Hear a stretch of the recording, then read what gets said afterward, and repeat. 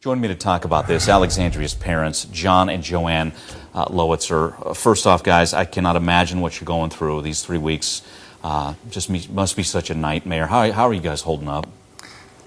It's pretty tough. It's pretty horrific, the whole ordeal. Everything's been pretty day to day. Virtual roller coaster ride, emotionally and physically. It's very draining. Joanne, how about you? How you doing? About the same. I just try to keep positive and know that she's going to come home. Yeah, you have to keep the faith at this point. John, Allie was last seen April 26th, leaving the bus. Who was the last person to see her? What did they say to you? Well, I guess the last person to actually see her would probably be somebody on the bus, which would have been one of the 3 boys that got off the bus with her at the same time. We've talked to those 3 boys, and she was going to head on up to work as soon as she got off the bus, and they started walking on home. And she kind of lingered behind a little bit, obviously so, because she was going to walk up to work, and that's the last anybody's seen of her. And that's it. Joanne, when did you talk to her? You talked to her, close to 3 o'clock that afternoon? Is that right?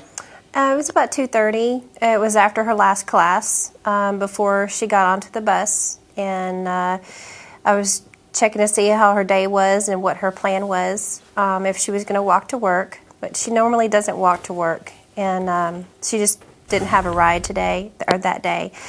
And she said that she was going to walk to work and pick up her paycheck, and then she would let me know if she's going to work. So, Joanne, when did you know something was wrong? So you're under that assumption she's going to go to a burger joint she worked.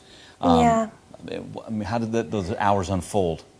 Well, when I didn't hear from her about 6 o'clock, I had a little feeling that I would usually have heard from her, saying I'm going to work, pick me up just after 9. And so I sent her a text and say, you're at work, what time do you get off? Let me know so I can plan to come get you. And I did that probably about 3 times till about 9 o'clock, and I didn't ever hear anything back from her. And as it got closer to about 9 o'clock is when I really started getting worried, because 6 or 7, I figured she's really busy because she cooks.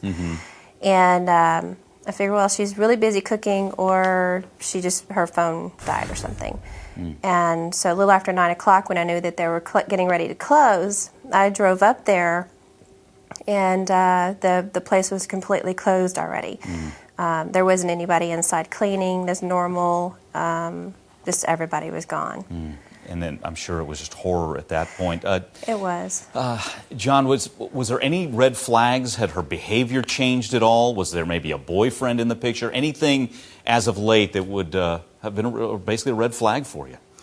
No, she had actually been doing very well. I was watching the footage from the bus, and she was texting people and laughing and joking, and she was in a good mood. She was having some good days. She was kind of on an up, I guess, for lack of a better term. But there was no signs of anything. There were no major fights or anything like that. Nothing, that would make somebody just up and leave.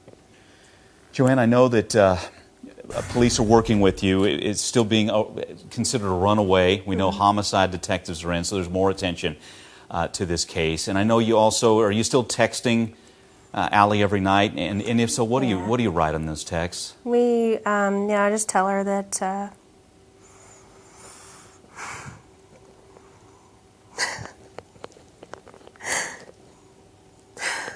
Gosh, we're sorry. Our heart breaks right with you.